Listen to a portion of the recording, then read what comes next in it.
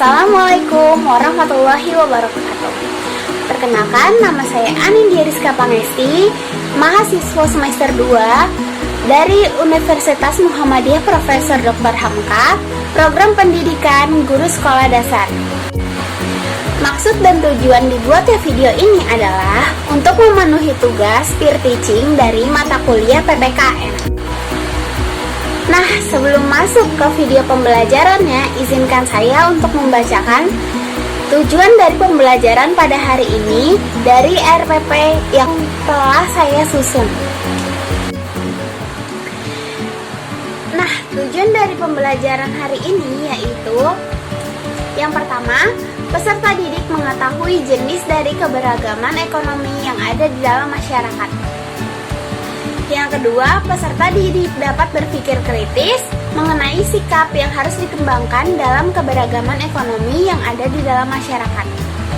Yang ketiga, peserta didik dapat membuat cerita mengenai keberagaman ekonomi yang ada di dalam masyarakat. Yang keempat, peserta didik dapat mengetahui bentuk kerjasama negara-negara ASEAN dalam bidang sosial dan budaya. Yang kelima, peserta didik dapat mengetahui sebab dibentuknya ASEAN. Assalamualaikum warahmatullahi wabarakatuh. Apa kabar anak-anak semuanya? Semoga sehat selalu ya. Nah, Ibu ingin bertanya nih kepada Sabrina selaku ketua kelas, apakah ada teman yang tidak masuk pada hari ini? Masuk semua? Baik, sehat semua ya, alhamdulillah. Sebelum memulai pelajaran pada hari ini, ada baiknya kita berdoa dulu menurut agama dan kepercayaan masing-masing, dipimpin oleh Sabrina selaku ketua kelas. Amin.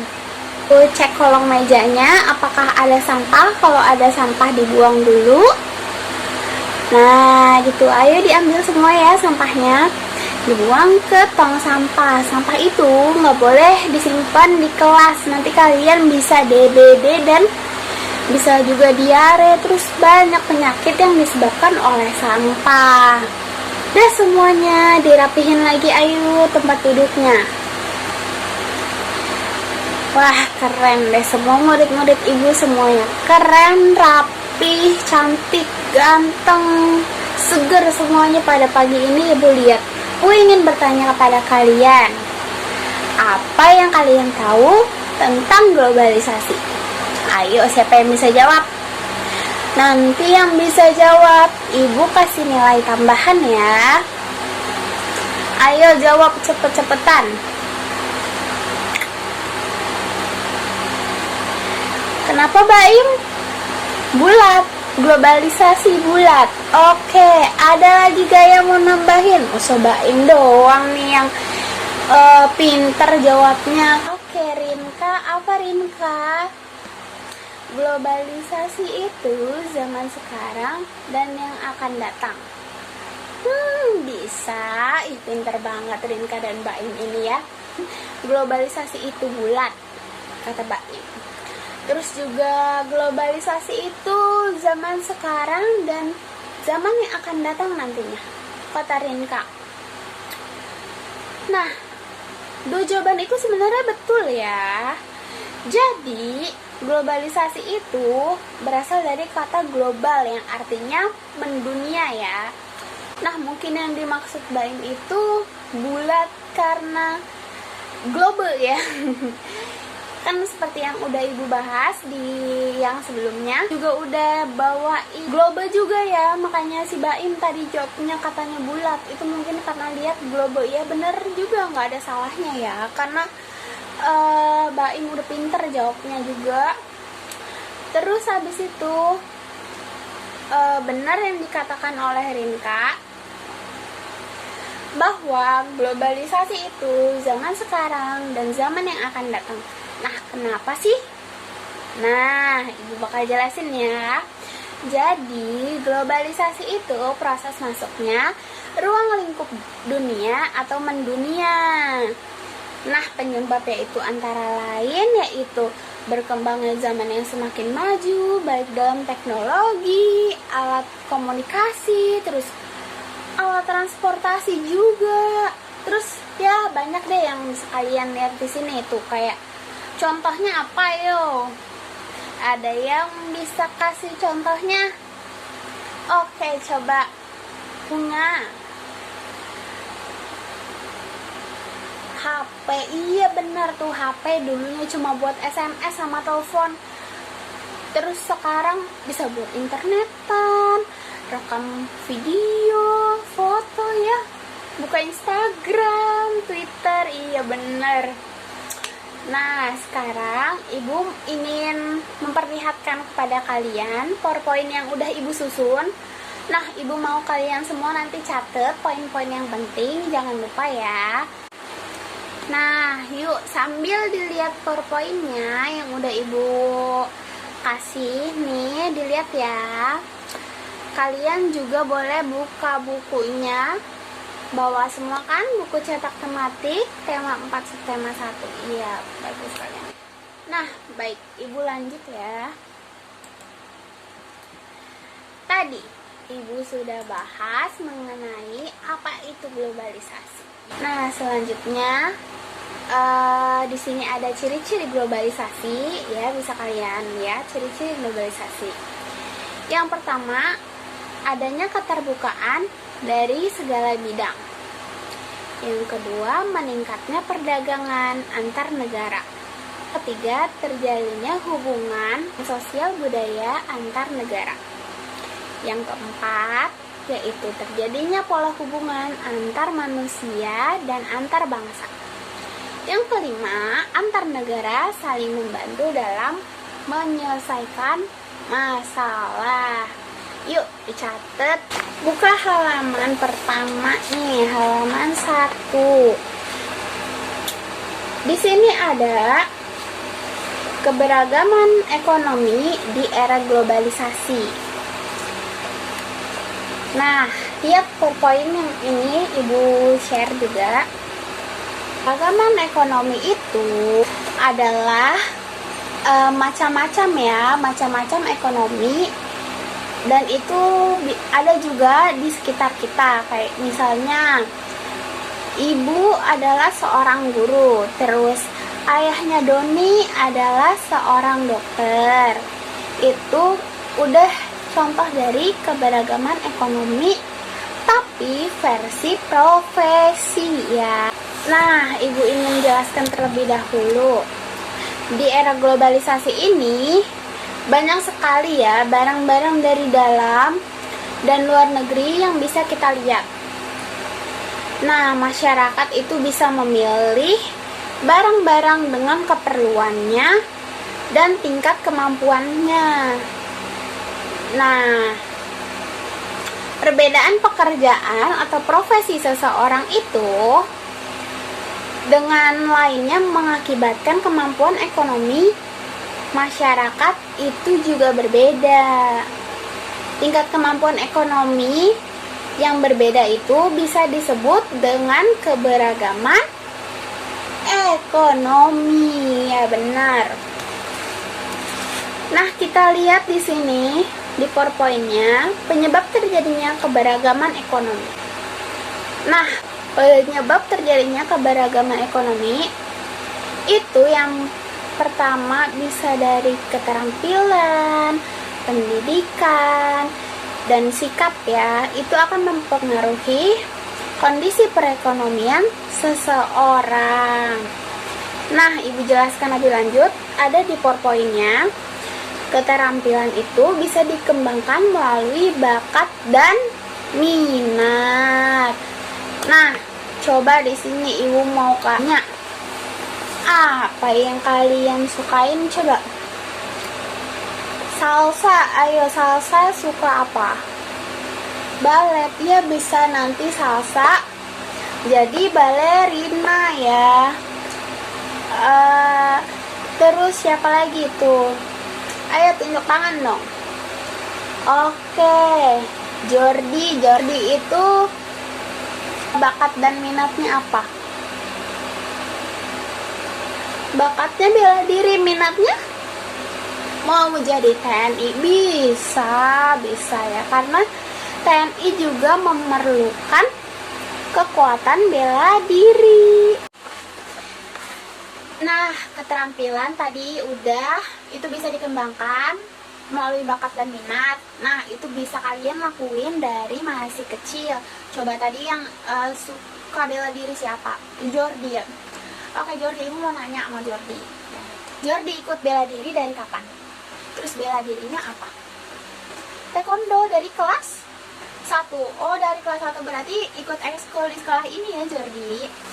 Oke, itu tuh adalah salah satu dari keterampilan ya. Terus abis itu, pendidikan harus ditempuh secara berkelanjutan sesuai dengan potensi yang dimiliki. Pendidikan itu harus ditempuh secara berkesinambungan atau ditempuh secara berkelanjutan sesuai dengan potensi yang ada pada diri seseorang. Nah, potensi yang dimiliki seseorang itu juga beragam. Kayak salsa tadi, balet ya. Terus abis itu Jordi tadi, bela diri, taekwondo ya. Melalui pendidikan ini, seseorang akan memiliki wawasan dan pengetahuan yang luas. Nah, contohnya ya kalian belajar ini, pengetahuan kalian luas, wawasan kalian juga luas. Yang ketiga, sikap yang baik harus menjadi pembiasaan seseorang sejak usia dini hingga dewasa. Jadi lingkungan kalian itu sangat berpengaruh untuk tumbuh dan kembang kalian. Misalnya tinggal di lingkungan baik, terus juga yang kayak gini nih, kayak tadi makanya ibu tuh suruh kalian rapihin kelas dulu supaya kalian semangat. Yang bersih itu kalian juga pasti sehat, yang akan terhindar dari penyakit. Terus jujur juga, tanggung jawab, tekun, berani, santun, itu jadi modal buat kalian bisa bergaul dengan orang lain.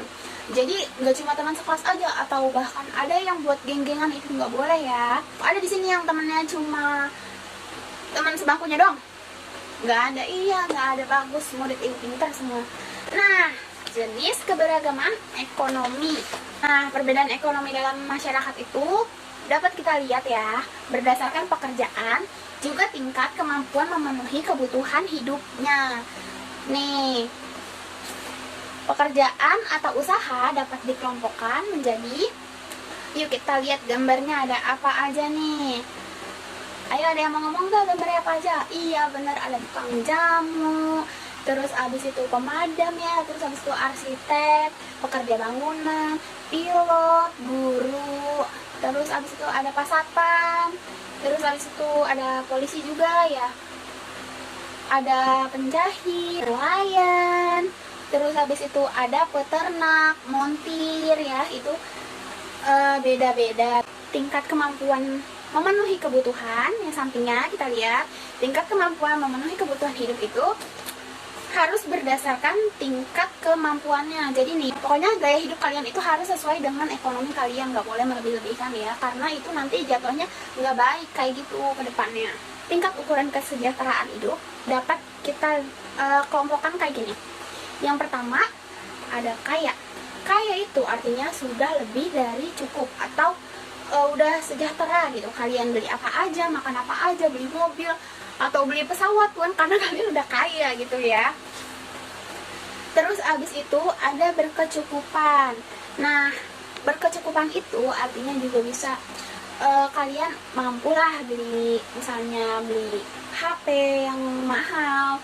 Terus yang penting kebutuhan lainnya tetap bisa dibeli gitu ya, nggak cuma beli HP terus habis itu HP-nya juga nggak terlalu penting, terus akhirnya nggak bisa makan, itu juga nggak boleh ya. Pokoknya berkecukupan itu kalian itu ya hidupnya cukup lah, semuanya bisa terjamin.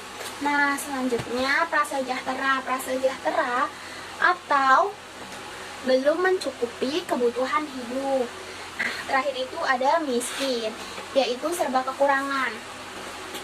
Nah, kalau udah kayak gini, karena dikelompokkan seperti ini, dalam masyarakat itu kan berbaur ya, kayak kalian di sini macam-macam profesi orang tuanya, terus abis itu ekonominya juga berbeda.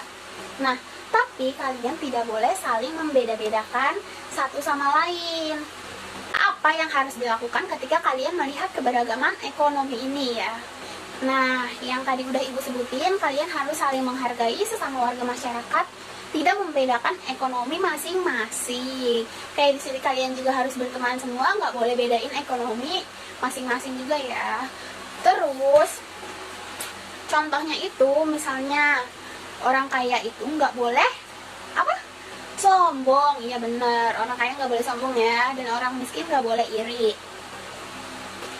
Nah, yang kedua, saling membantu sesama warga masyarakat. Terus, kerjasama antar warga tanpa melihat profesi dan tingkat kemampuan hidupnya. Jadi, setiap warga memiliki hak dan kewajibannya yang sama. Nah, ini juga masuk dalam hak asasi manusia. Terus, memiliki derajat yang sama sebagai manusia yang bermartabat. Jadi kalian gak boleh merendahkan orang lain atau meninggikan derajat kalian karena ekonominya lebih baik, itu gak boleh ya.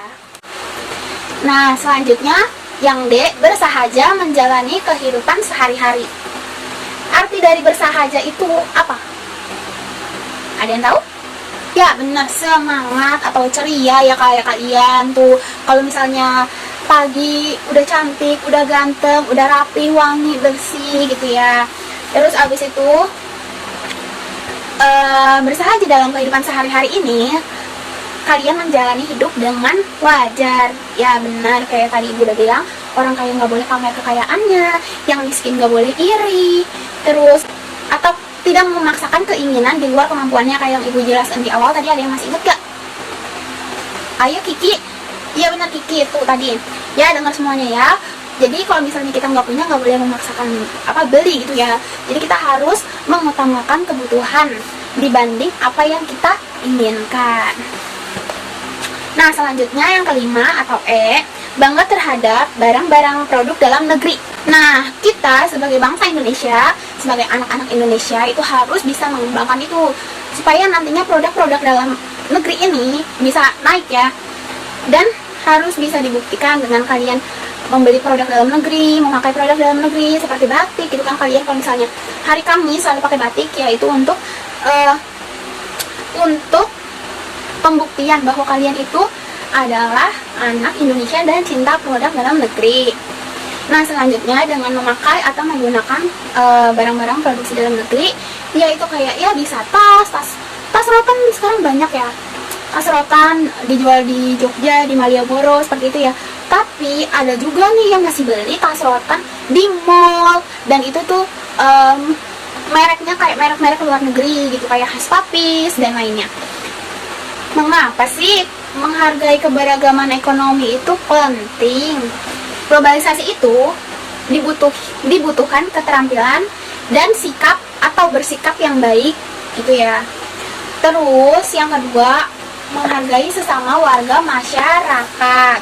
Kita harus saling menghargai sesama warga masyarakat karena ya itu tadi, kita saling membutuhkan gitu ya, karena kita adalah makhluk sosial. Lalu setelah itu yang ketiga, tidak membedakan tingkat kemampuan yang berbeda.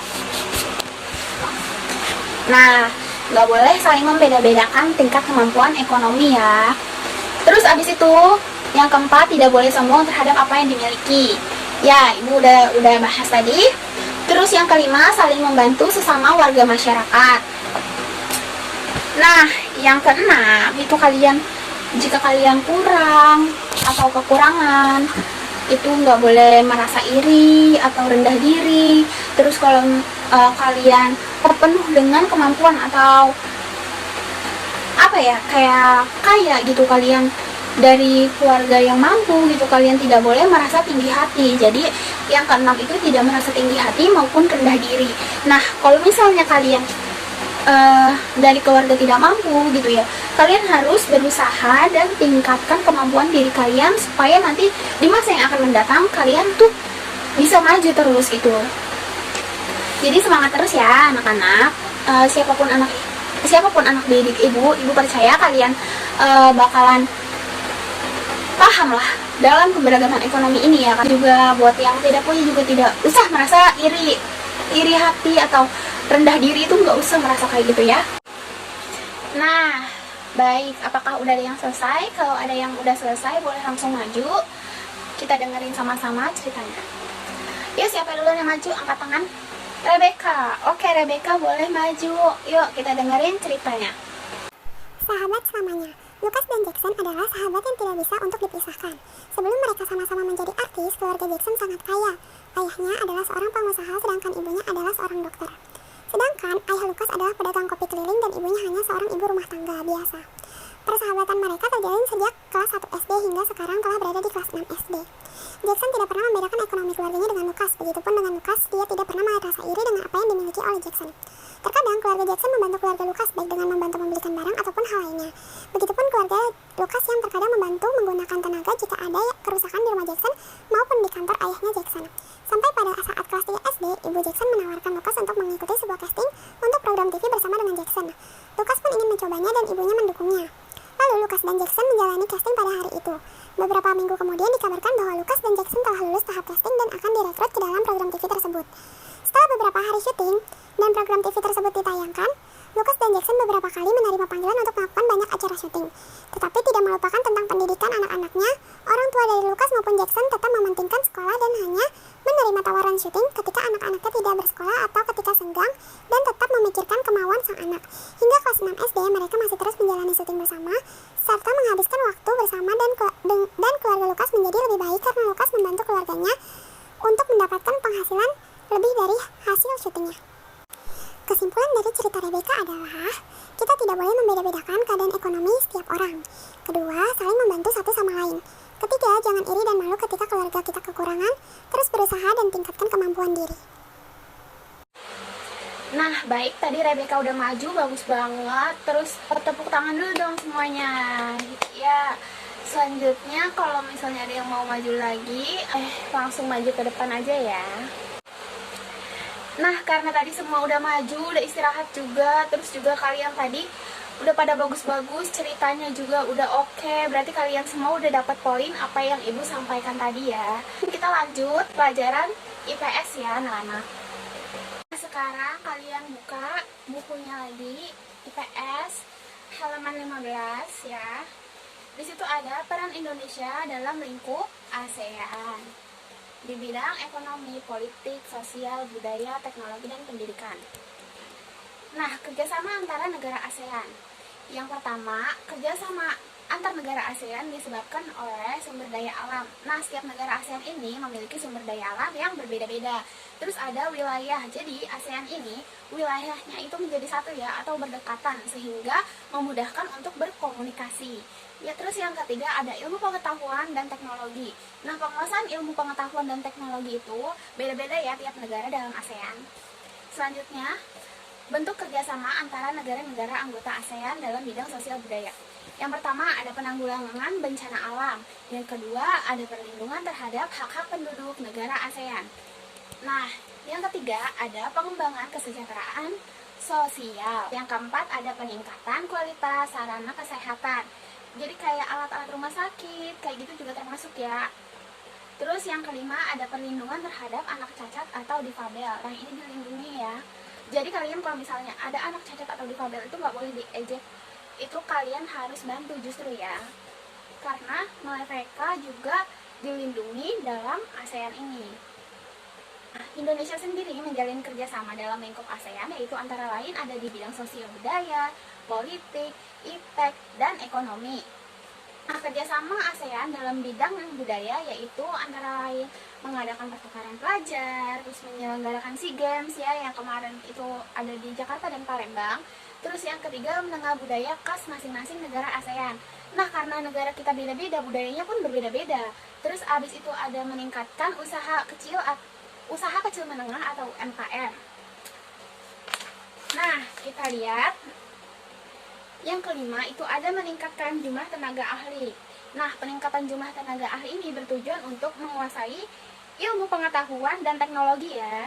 Jadi tenaga ahli itu bisa bermacam-macam, kayak guru, dokter, terus abis itu orang-orang IT kayak gitu. Nah, sampai sini penjelasan ibu, apakah ada yang ingin ditanyakan? Baik, tidak ada ya. Kalau tidak ada yang ingin ditanyakan, berarti Ibu sudah anggap kalian semua paham mengenai materi yang Ibu bahas pada hari ini. Nah, tadi kita udah belajar PKN mengenai keberagaman ekonomi, kalian juga udah bisa menceritakan dan kalian paham mengenai poinnya itu. Kita juga sudah belajar mata pelajaran IPS mengenai kerjasama antar negara anggota ASEAN dalam bidang sosial dan budaya. Nah, untuk selanjutnya yang masih belum kita bahas akan Ibu bahas di pertemuan selanjutnya. Terus sekarang kalian siap-siap untuk pulang. Nanti berdoa menurut kepercayaan dan agamanya masing-masing, dipimpin oleh Satrio selaku wakil ketua kelas. Yuk sama-sama, udah siap semua kan? Oke, udah rapi, yuk kita berdoa. Ayo Satrio, dimulai. Selesai, alhamdulillah. Selesai semua mata pelajaran pada hari ini, selesai juga kelas Ibu. Sampai bertemu di hari esok. Ibu keluar duluan ya. Assalamualaikum warahmatullahi wabarakatuh.